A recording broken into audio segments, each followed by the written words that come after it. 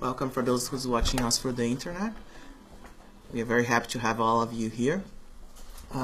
We continue talking about the laws, right? The God's laws, and today we're going to talk about the law of justice, love, and charity.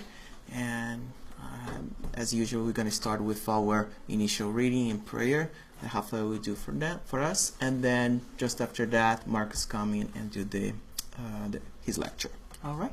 Thank you, everyone. Morning. Morning. Jesus said, "Do not let your heart be grieved," teaching that calmness and a believing God should be the watchwords of any individual desiring to find happiness. There are always reasons to worry, disquieting the heart and perturbing life. Human existence is an opportunity to appreciate eternal riches and inner enlightenment. If you turn your anxieties over to God and trust Him with your life, everything will turn out all right. And if something disturbing does occur, serenity will take charge of the situation and all will be well. For this reason, do not let your heart or mind be unsettled by unfortunate occurrences. So let's relax our bodies, open our minds and hearts. Let's thank God for the opportunity to be here today, one more Sunday, in this special moment for our spiritual enlightenment. Let's thank Jesus for all the love and warmth that we receive every day of this incarnation. And we ask our spiritual friends, the coordinators of this work, to bless us all, and especially Marcos Diclei and his speech today. Let his mind be clarified. Let his worries be dormant, at least for this moment, so that he can listen to the inspiration of our Master. Thank you. So be it.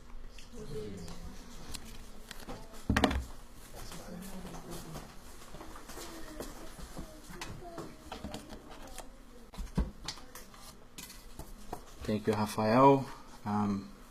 Good morning, good evening, good afternoon, everyone, wherever you are watching us from.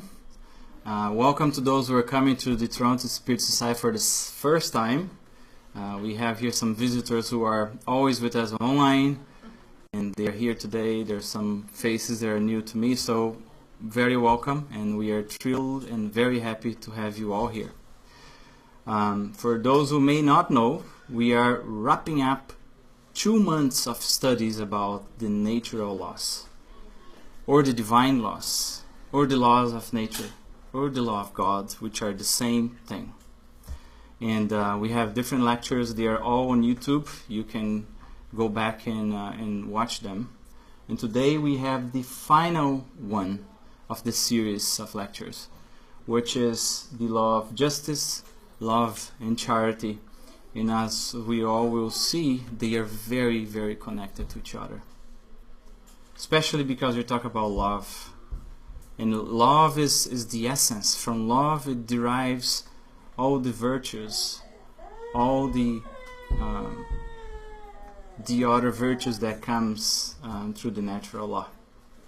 And Leon Denis, in one of his books, he talks about love as the light of the sun, as the sun emanating from God to all of us, to all its creatures, independent of religion or no religion, independent of color, gender, sexual preference, even species.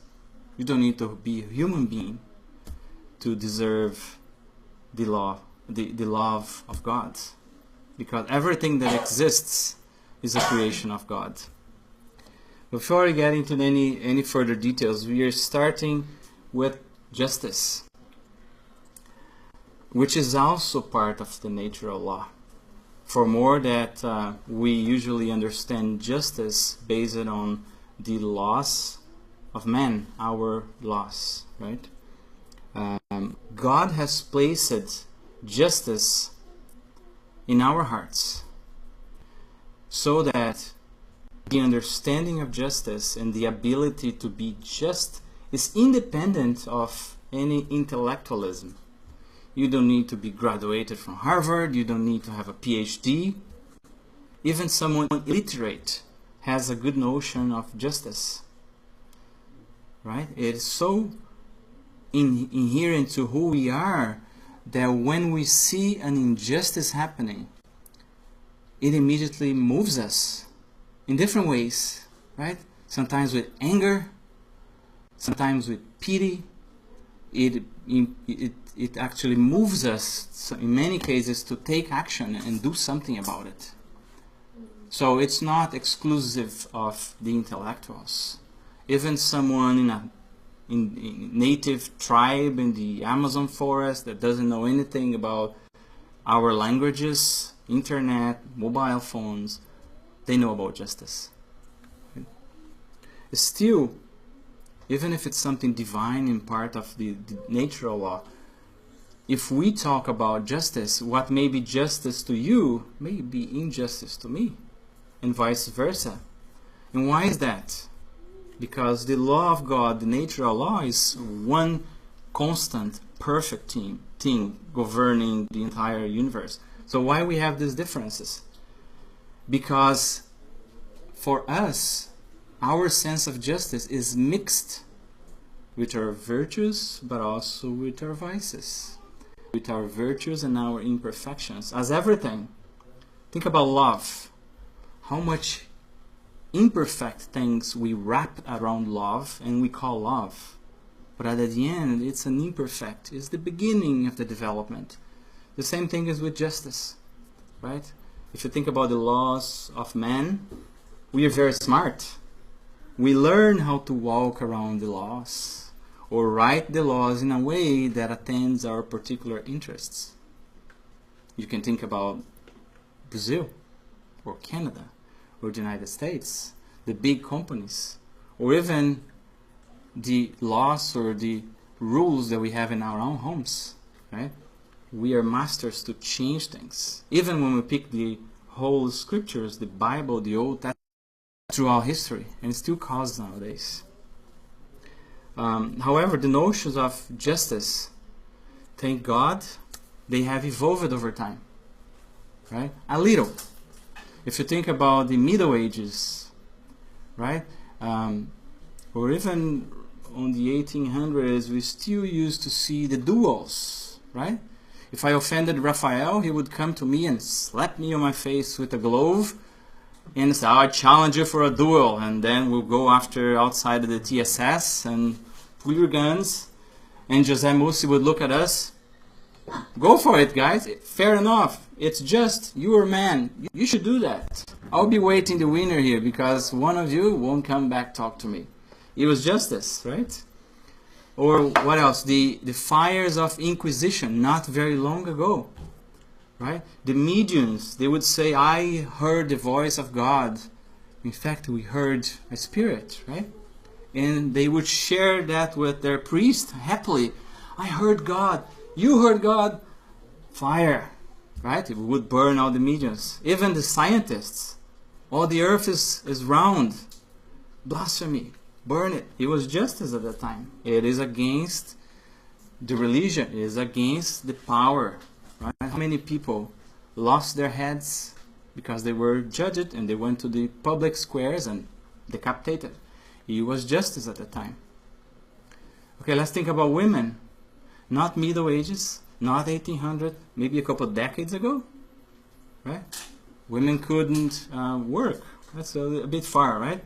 Women were considered not to have a soul, so they couldn't be priests. But women couldn't vote. So it's an absurd. Today, if we talk about those things today, everyone, it's common sense. It's an absurd. We are equal. But at times, some time ago, it was just. Black and white, the segregation. There is a washroom for a black, a washroom for a white. And it was accepted, at least for the white at that time. Right? Today is an absurd. So we can see the progress. Unfortunately, we still see some absurdities, right? Decapitation, we think about France and Napoleon, but we see ISIS still doing that. Right? So there is progress, but we still have this mix. That's the nature of our planet, right? The planet of trials and expiations, where there's no perfect beings. And why is that? It's because justice is obviously blind, right? That's why those things happen. See, the symbol of justice is a blind lady. It's actually a Greek God. The female word for God is goddess, right? So it's a Greek goddess called Themis, and obviously it's a symbol, right? So people make jokes about it, the fact that it's blind, but the symbol with the being blindfolded. I don't care who you are. I don't care if you're women or men, black or white. Justice applies to everyone equally. It's a good principle. It's a fair principle. In some cases, Themis appears with a scale, right? To be able to judge and make a decision, you gotta evaluate all aspects of the situations, right? The pros and cons, one side and the other side, as we always should do. And the sword obviously representing the power to determine the consequences, the punishments, or as we say, what's the decision at the end, right? So this is according to our understanding of justice. But then, how is truly justice defined? How is the definition of justice considering the natural laws that we have been studying, the divine laws? And then we ask help to Allan Kardec and the spirits on the Spirit book. And the spirits answer Allan Kardec the definition of justice, as you all can read here. It consists in respecting the rights of others. Kind of reminds us of weeks ago when we studied the law of freedom. Do you remember that, the law of freedom? What is freedom? Right? Our freedom ends when the freedom of someone else's begins. So here is something very close to it. Respect the rights of others. So our rights goes to the point that the rights of someone else begins. We should respect each other. So we see that justice for man, our justice system, it's very based on consequences after the fact, very reactive, right? You did something wrong, you have a judgment, and here's your punishment or the consequences. The justice for the divine law is proactive. It's trying to educate us so we can think before we do. Think about the rights of others. Right? So let's go a little bit deeper then. What determines actually those rights? The rights of others. There is a determination for the human rights based on human laws, as we all know. And one of the first rights that we have is the right of being alive. Right? Everyone has the right of being alive. That's why taking someone else's life cannot be something aligned with the divine law. And that includes murder, that includes abortion, that includes even euthanasia, and there are scenarios very delicate. This could be lectures or seminars about it. We are not going to get into it, right? I think it's easy for us to say when we leave that scenario, it's very difficult. But that's what the natural law tells us about it, right? And then obviously there is the natural law, which is the divine part of it, which is immutable. And then on the question 876, Allan Kardec asked the spirits as well, what's the basis of justice found on the natural law? So help us to understand a little bit more. How can we get to the bottom of it so we can apply in our day-to-days? How can I have a feeling of, Angelo's right so I don't cross the line? Give us something practical. And the Spirit's replied to Allan Kardec, saying, remember what Jesus told you about the golden rule. Right? Do unto others what we would like others to do unto us. That's the compass, that's the thermometer for us to understand if you're crossing the lines or not. Right? Because we have the law of progress where we want to improve, we want good things for us. We have the law of preservation, that we want to preserve our lives, have comfort in life, improve and grow. So usually, unless we are unbalanced, ill, maybe physically or mentally, we desire good things for us, only good things for us, the best, all the best. We want everything for us, usually, right? So look at what Jesus said. Do unto others what you would like others to do for us. So if we want all the best for us, He's saying do all the best to others. Isn't that a very deep and strong point? We usually don't think about it, but that's our nature. We want all the good things for us. And He's saying, do all that to the others. Treat everybody as you would like to be treated. And we want it to be respected, don't we? When we go into a public place, we want people to greet us. Good morning, sir. Welcome. How can I help you? We expect people to treat us like that. And maybe one is our day. What do you need? Right? We forget easily. That's why those things, I'm pretty sure all of us here, most of us heard it, but we forget. Because we are usually so deep thinking about ourselves, because of our selfishness and pride, and we forgot about the others. But it's a recipe that we should strive to apply in ourselves.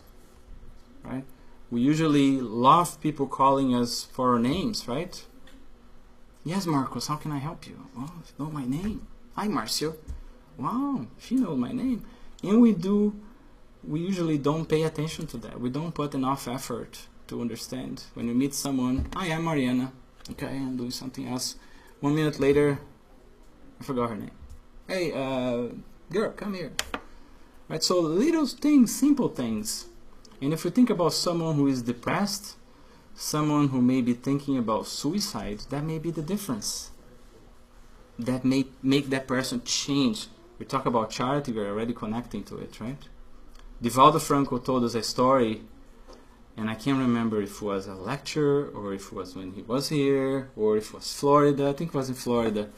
He traveled for a seminar with a friend, and then he was in a banquet, and there was a waiter walking around, and Joanna de Angelis, his spiritual guide, approached him and said, you see that gentleman over there? I said, yes, go there and hug him. I said, Joanna, what are you talking about? Everybody here looking at me, I have no idea who that man is, I have no idea how he will behave. A stranger come to him and hug him. Just do it. It was the waiters. It was the waiter, right? So go and hug him. Oh my goodness, and there goes Divaldo. Go there. Sir, excuse me. Talk for you a sec. Yes. Can I give you a hug? And the man looked at him. What? And he hugged him. And he was a big man too. Yeah, he was a big guy, right? Divaldo was probably doing this. And he hugged him. And then they talked, and after all the banquet they discussed. And the man shared that with him, that he was going through hardship due to cancer. He had no money. He was leaving his family in a very tough situation, and at that night he was planning a suicide. So never underestimate when you go to Longos, Walmart, and you look at that lady's name, Anna. Good morning, Anna. How are you? Very good. That's charity, right? So I'm kind of connecting already to other point, but I just want to make this point that that's how Jesus recommends us to, in our day-to-day, help people, right? Doing charity, treating people with fairness, with justice. There's no one better than the other. We all have virtues and skills and talents, But we all have imperfections as well. Every single one of us. There is no one on earth that can say, I am perfect. There's no one. There was Jesus. Right? So, but even if we try to leave that, again, the default mode for us is to think about ourselves. And then we are masters to compare ourselves with others. I look at my house, I'm renting a house, and 3 of my colleagues, they just bought a house, so excited, and I feel miserable because I don't have a house. And then my boss changed his car, or my neighbor changed his car. I don't have a car. And I have someone ill at home, and I see people posting on Facebook their barbecues and party, right? And I am struggling at home. Or people are, posting pictures of their marvelous vacations, and I'm barely paying my bills. So don't come talk to me about justice of God. Now, who has never thought that way, right? And we are Spiritists because we know a few things that help us. But there's a lot of other people that are materialists, and this makes their case to have a free reign for their lives, for their incarnation. So I want you to bear with me for a quick moment, because it is something simple to explain to people, but especially to us, a little bit about the justice, of the natural justice, the law of God. So let's put our thinking hat, our thinking cap. So let's suppose... Looks like you. Thank you. Listen to glasses. There is suppose a boy that was born in a pretty fancy crib, right? In a luxury place, in a mansion, and live a life of abundance. Son of God, as all of us, but he has a great life. His family inherited fortune. He inherited for the family. When he passed away, he built almost a pyramid to tell everybody how great he was on earth, because they have so much money. Right? We probably have done that in past lives. But there's also another little boy. You can barely see his crib, right? Over here. But it's a very poor crib for someone who was born in this land, in Brazil, in favela, for example. Right? And have a life of misery. But death came to everyone. So he passed away as well. Not with a pyramid, not with a mausoleum, barely a little plaque, or maybe with no plaque at all. If we are materialists and we look into this, how can we understand the justice of God? Well, clearly, there's no God. Because God wouldn't prefer that one against this one. He should treat everyone equally, right? So there's clearly no God. So if I was born in abundance, it's clearly due to my parents' hard work or my grandparents' hard work. There's nothing. That's how we think. And if we think that way, okay. So if everything starts here and ends here, let's do whatever we want. Let's steal the food from the schools and let the children starve, and I am going to Hawaii. I have to live life at the fullest, because at the end we all die. I don't care. Even terrorists or criminals, right? And then you have the little poor boy over there trying to be honest. Working hard, waking up 6 a.m., taking the bus, hardly paying the bills, but trying to be honest. So what is the point? Haven't seen so many corrupt people have a life of crimes, but with abundance, and they die and nothing happens to them. They didn't go to jail. Nothing happens. Where is the justice of God? So without something else, we cannot explain this. And that's why it's so hard for people to understand about God, to accept God, or even the justice of God. But fear not.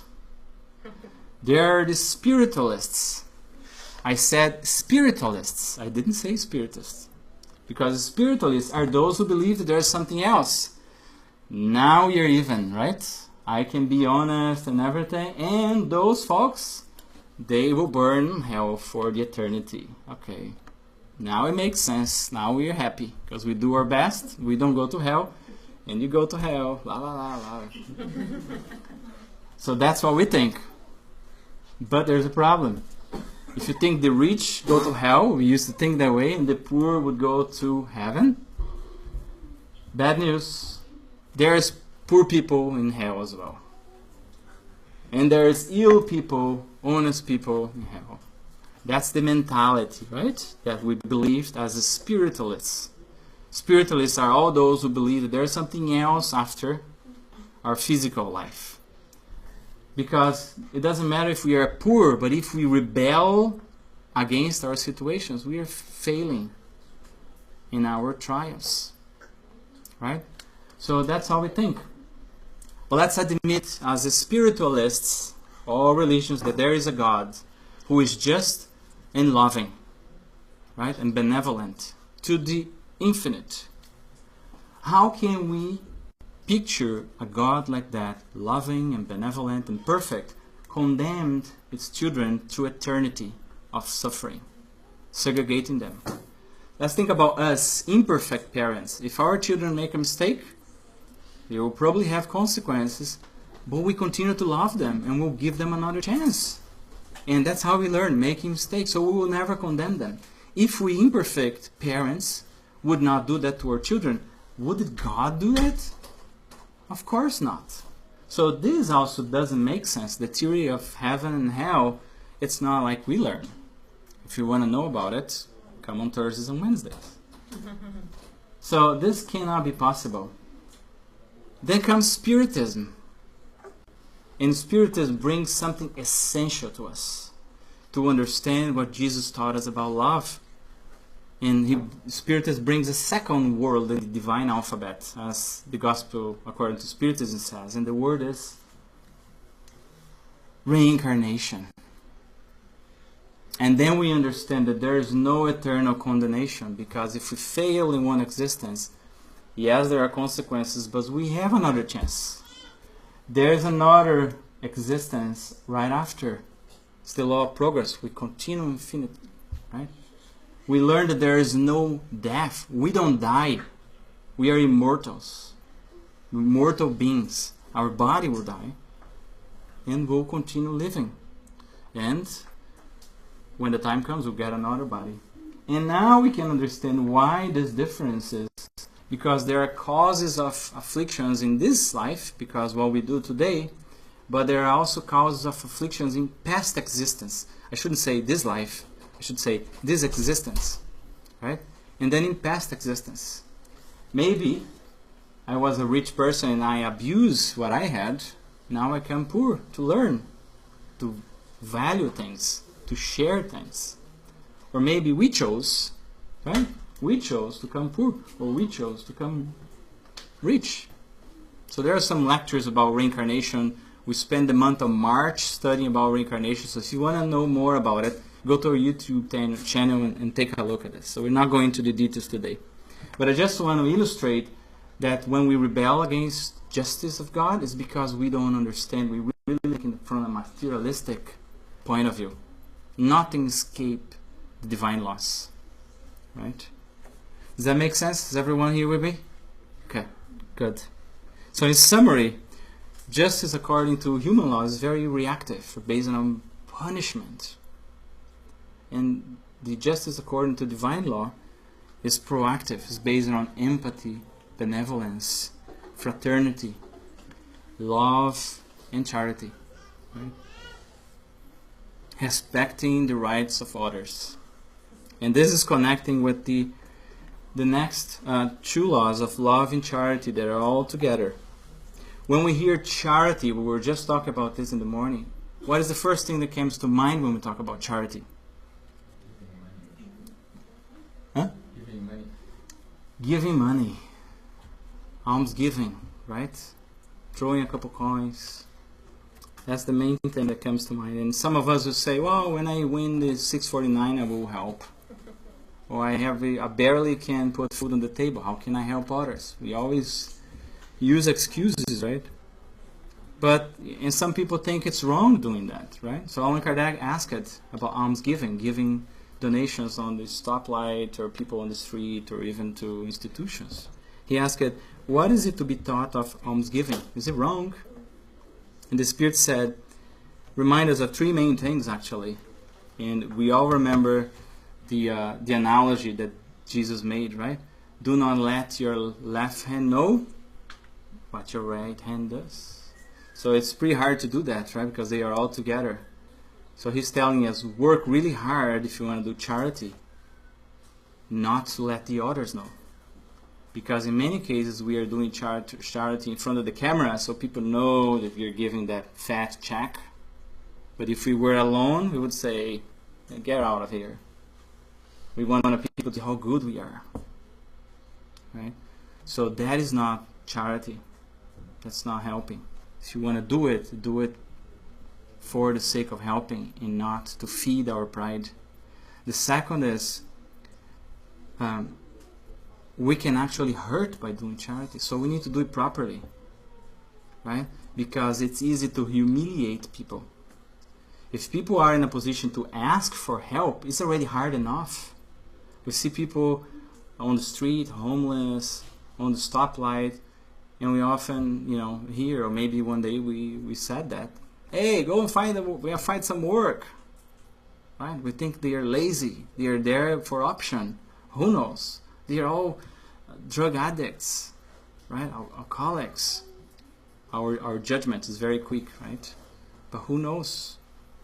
So we shouldn't judge anyone because we don't know the circumstances. So we should help. And St. Vincent de Paula on the Spiritist magazine, 1858, he actually says, the best way for you to do charity is find a way to convert that charity into work. Give them some work. Give people a task, give them something to do, and reward them with a payment. They will feel useful. They will feel good that they are doing something. And the third item here is seek out hidden poverty. This is very interesting. Because we shouldn't expect people to come to us asking. We should go after the hidden. Why hidden? Because there's a lot of people, they're hard-working people, and they just lost their jobs. And they have no courage to go and beg. You may call it pride.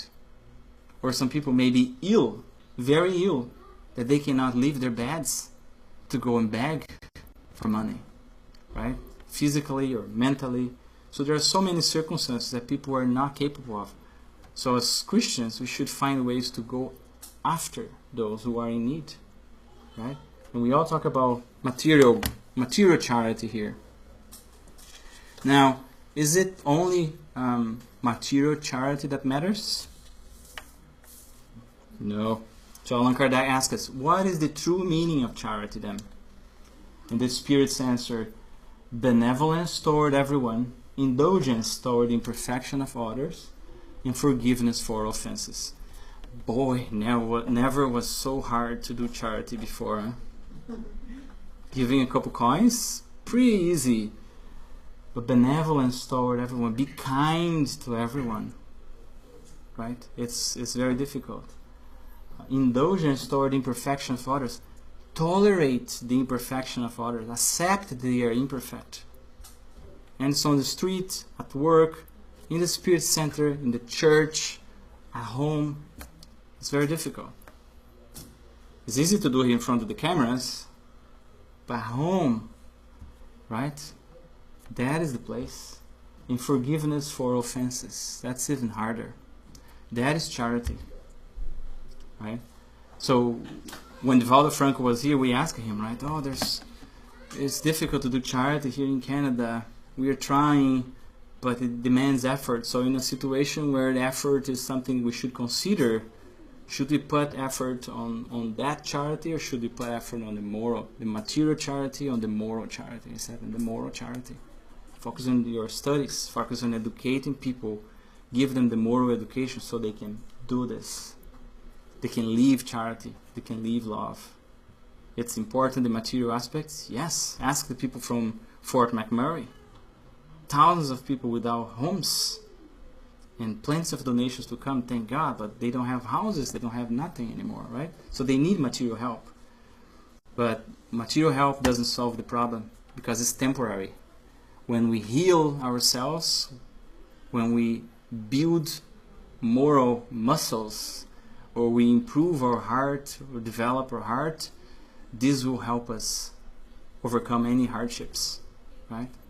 Because we practice this.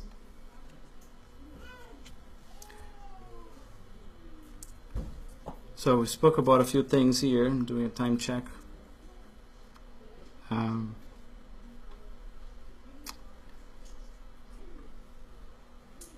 So that's the meaning on when Jesus told us, love one another as brothers, right? Because this is something that we should practice with everyone, even with strangers, independent of sex, color, sexual preference, right? Everyone, because we are brothers and sisters to everyone, like it or not. Like it or not.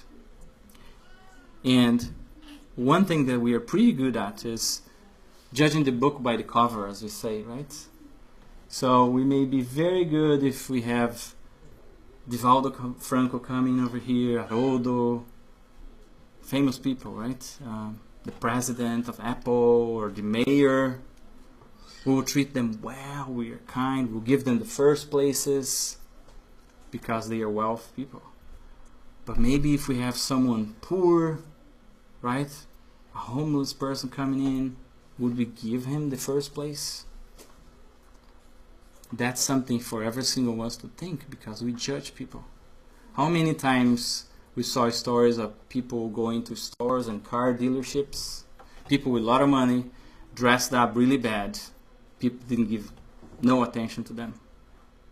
And then they went back then with tie and suit. Sir, would you like a coffee? Right? So we can see that we tweak things based on interest. And this is not part of the natural law, divine law. It's our imperfections. And those are the things that Spiritism actually invites us to look. Because we tend to look at this and look externally to everyone else. And there was even a humorous video on Facebook the other day about a lesson from the book Our Daily Bread, and the person who was reading it was, hey, that's for you. We do like that, right? But Spiritism makes us uncomfortable because it invites us to look at ourselves. And when we look at ourselves, we see things that we don't like it. But we shouldn't regret or feel bad about it. We should try to uproot those things. Like we are all doing right now with our grasses, going there with the weeds and removing those weeds, trying to keep our grasses green. We should look at ourselves, and when we see those weeds, especially selfishness and pride, try to uproot them. So we get rid of them. But we cannot uproot from our children. We cannot uproot from our husband. We cannot uproot from our wife. It's inner transformation. Everyone has to do that. Right? So that's charity applied to others. Right? Very, very important. When someone doesn't show up in the Spiritist Center, we should all call each other and ping, hey, are you okay? What is happening? Do you need anything? Right? Someone is sick. Hey, are you okay? Do you need me to go somewhere and buy some groceries for you, or come and cook or clean? We were talking about this a few minutes ago, right? Instead of trying to embrace the world, we should start small and go gradually, like an onion in layers, right? From our houses to our friends or communities, and go gradually. We can't save the world without saving ourselves. And we also discussed about this a while ago. So that's important for us to understand about charity, right? And this comparison between the way we treat wealth and poor, that was actually Allan Kardec's footnote on this question. So not something that I am coming up with here. And we are role models, right? Most of all, we are role models to our children. What are the examples we are setting to them? You know, we just had an example this week where a friend of ours went to a place, and he was getting to a place, opening the door, and then a bunch of teenagers just rushed out of the door, almost run her over. No words, no apologize, nothing. That's the education that they are getting. It's no respect from others, for the rights of others. Right? And why is that? Because they are born that way? Not necessarily. What are we teaching them? Hey, when you go somewhere, make sure you are the first. Make sure you get what you paid for. You're going to the school and you pay $200 per month. Make sure your teacher is taking care of you. If she doesn't, that's how we educate them. There's no respect. There's no way. If you see something, try to understand what's happening first. Talk to us. Maybe there's something that you don't see. No, it's always me first. Right? It's always selfishness and pride that we have, and if we don't watch out, we transfer to them. Right? So this lack of charity or the lack of awareness about moral charity pass through generations. Like you have an instrument that is rusty, right? You pick up a rusty knife and put next to another rusty knife and give it a few hours or days, both of them are rusty. So first thing that we taught when we had children was about that. Where is the rust that I'm transferring to them, right? And maybe I'm transferring a few. I'm sorry, trying our best. We're not perfect, but we should continue to keep trying, right? So that's for people who are familiar with us, friends, co-workers. How about our enemies? Can we do charity for our enemies? Can we love them? Right? Jesus said, didn't he? Love your enemies. How do we do that? One thing that Haroldo Dutra Dias once said, and I found actually on the Gospel According to Spiritism, said by a spirit called Sanson, who was a member of the Parisian Spirit Society at the time of Allan Kardec. He said, love is like a magnet that attracts all hearts to it and is irresistible, as Haroldo said. Right? And as Samson said. So if we have someone in our lives that we call as enemy or an adversary, someone who has been persecuting us, or a very hard critic, or maybe a bully, right? Always remember, love is irresistible. It may take a while. That person will change. There are many different ways of how we change, but it will change. So how can we love that person? Any ideas? Anyone? Praying. Praying, absolutely. It's one that we can all do, but we don't remember to pray. We only remember to pray when we are sick, when we lose our jobs, when we are in trouble, right? That's when we remember to pray. We never remember to pray to say, thank you for a great day that I woke up in the house and I have food on the table and I'm going to work. We don't do that. Now think about praying for an enemy. Oh, we get home, we complain with our husband and wives and parents. We always complain. We don't remember to pray. We have to. Don't we want to be Christians? Don't we want to be called Spiritists? That's charity. So this is story about not having money to do charity. This is a very old excuse we cannot afford. There's no excuse for that. Pray for the person. What else can we do? Let's not reciprocate. Let's give love, right? If they give us evil, give love. Let's drop the revengeance card. Let's drop the duels. Today, unfortunately, we still have duels between nations, right? It's still happening. At individual level, we don't see very often, but there is still, right? Even in traffic, if you're driving in traffic, someone cuts you. Oh, wait a minute. You go after that person, you want to cut back. You have a duel now on the road. But when you see that, who knows what's happening with that driver? Maybe he just lost his job. Maybe her husband just cheated on her. Maybe her mother passed away. Maybe he just realized that he has cancer.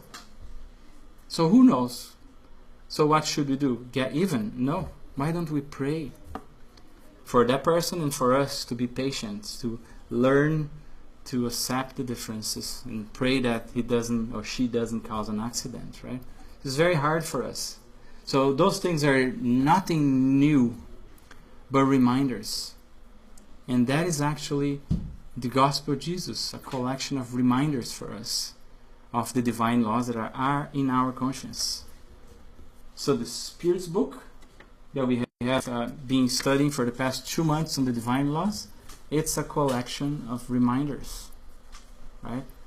And sometimes it's so hard to study alone. That's why we have the study groups here, and we have the lectures to demystify the complexity. It's just that we are not used to it, so we don't pay attention. We don't put time to it, right? So love is resistible.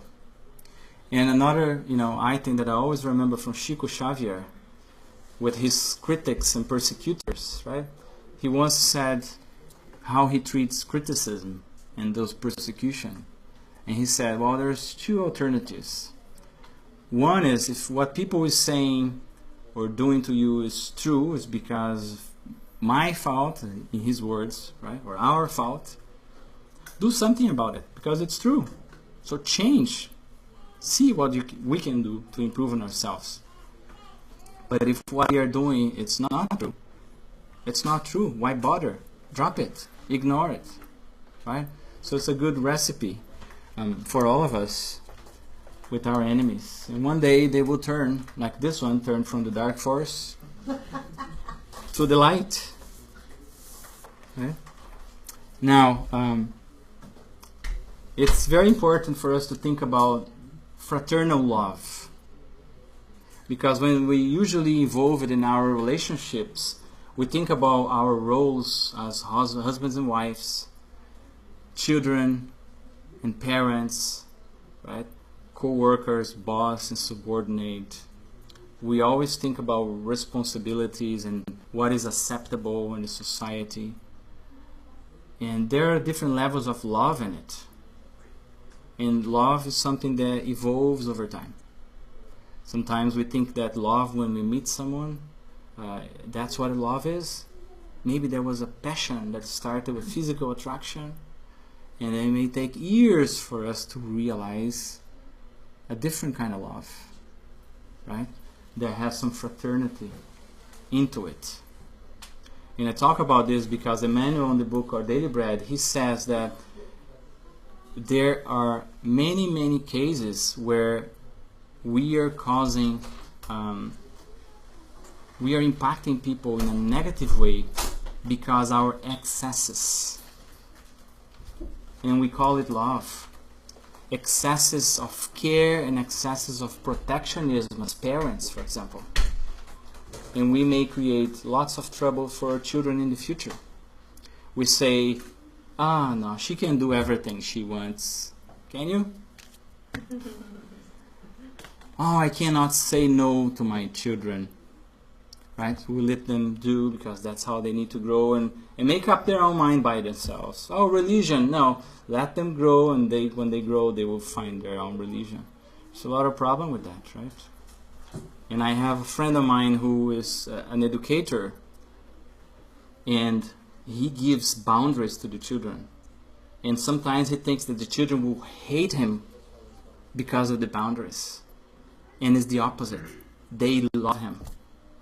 Because we need boundaries. Right? Children sometimes do stuff because they need someone that cares for them. And when we let that free rein, they may understand that I don't care. And that's not good. And it becomes a snowball effect. When you put boundaries, they understand, wait a minute, there's someone that cares for me. They may complain, they may criticize, but deep down they love it. Right? So I've seen so many cases of that. And Emmanuel gives a warning of that. Right? So that loving, that needs to be balanced. That's fraternal love. Or between couples, right? If we are thinking all the time, where is my husband? What is he doing? With whom he is? Is he with someone? Is he with that woman? We don't have a life. How many times we pick ourselves on these situations? That's not love. That is imprisonment. If we love, you want to see that person happy. If happy for that person to move on, move on. If it's not meant to be. Right? And in many relationships that were meant to last, they are destroyed because of the monster of jealousness. That's fraternal love. It's beyond the physical attractions, right? It's beyond expecting the person to please you at all costs. It's really treating everyone as brothers and sisters that we are. When we look at someone, we should look at what do they need right now. Maybe to our children, what they are asking is not what they need. Maybe to our husband or wife, maybe what they need is understanding, is listening, instead of me asking for their report. It's very, very important. I think this is very key. And Paul reminds us of that again, what Jesus said about treating each other as brothers and sisters, right? Keep loving each other as brothers. Right? Because at the end, we are all sons and daughters of God. Does that make sense? In Samson, again, he says, love so much that you may be loved. And I picked this one because I feel as we love ourselves so much, we always want it for us first. We always want it to be right first. At work, at home, in the Spiritist Center, in our churches, wherever we are. But guess what? It has to start with us. You know those discussions that we keep arguing, because I am right. He needs to acquiesce. So I keep my position. And on the other side, she says, I am right. He needs to acquiesce. And that never ends. One needs to break the cycle. Right? So sometimes, you know what? So be it. That's okay. I'm sorry. I apologize. And drop it. So when we talk about love so much that you may be loved afterwards. Love first. Let's do to others what we'd like others to do unto us. So we need to take action first and not the way around. And that's the challenge for us, because we expect the others to change first. When you do, I will do. It's like those movies of gangsters that they're doing a business and they have the money and whatever they want and they need to do immediately together, right? No. We should just give and just expect that one day things will change. Love, one day we will be loved. Understand, one day we will be understood. It may not happen immediately, right? And to wrap up, right? That's exactly what Jesus told us about the greatest commandment, right? If we have to summarize all the laws that we discussed, all the prophets, and he said, here's the summary: you shall love God with all your heart, your soul, and your mind. That's the first commandment. And this is the second, which is similar to it: love your neighbor as yourself. So in so many places we see the same thing. It must be because it is important. It must be because it is the core for charity, for fraternity, and for love. Right? So that's the message we wanted to give as an overall of the law. And here's a couple takeaways for us to take home. There are 3. Maybe we pick one. If we take one, it's already worth everyone's time, that I appreciate very much. So about justice. What is really justice, right? Even if you see all the injustice on the TV, is respecting the right of others. Do unto others what we want them to do unto us. If we remind that, that's already a powerful help for us every day. About charity, it's not only material charity, right? It is important, yes. But we can never say, when I can, I will do it. No, we all can do charity today. Benevolence, be kind to everyone, right? Forgive, accept that everyone has mistakes, including ourselves. And forgive, for harder it is. For harder it is. And the last one about love, it is irresistible. Period. End of the story. It may take time, but no one can resist love. It's the law of progress we studied here before. So for our enemies, let's pray for them. And let's not reciprocate the evil or the negative things that they send our way. Let's send them good things, good thoughts. And love our neighbors as yourself. And our neighbors here is the entire humanity. So thank you for your time. And I think we have a few minutes for questions. Thank you very much, Mark. Like I said, any questions? Or comments. Or comments, yeah. Everybody on the internet, we have our digital medium Carlos there. Just no picture. Just a comment in terms of people who want to study more about this. Obviously, all the divine laws are in the Spirit's book. There's a whole part of the book that's dedicated to those laws. In particular, justice, the reference is the heaven and hell. Yes, very good, very well said. It's called divine justice. Charity and love, also in the gospel, of course. You find lots and lots of reference. So do read more, do practice more, Yes. and things will work out well.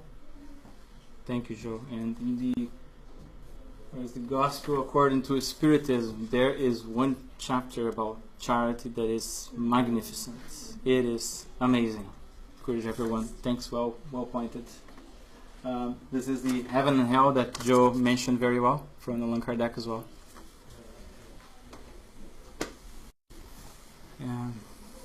You want to talk about what we discussed this morning about charity in the TSS? Marcio?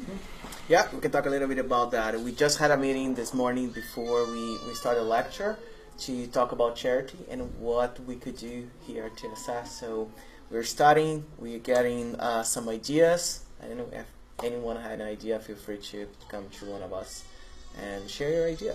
You know, that's what we're trying to put together, ideas.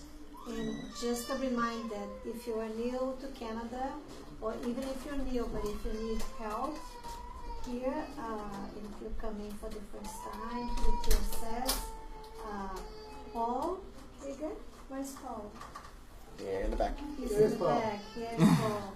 We'll be happy to talk to you and help you any way you need. Okay? Thanks, Paul. And we're going to be putting a board here around our charity report where we will talk about the things that we've started to do or we're doing, but also a place where if anybody has a suggestion, they can do it spontaneously or even anonymously if they like, and put it on the board. All right. So thank you, everyone. Thank you, Mark, very Thanks, much for Roger. the lecture. So we're gonna close. Thank you for those who's watching us through the internet. Hope to see you guys again. And for those who are here, we're gonna get prepared for the passes. So I just ask you to stay calm and in silent, praying for. Keep calm. Keep calm, yeah. And then we're gonna get the passes. All right. Thank you, everyone.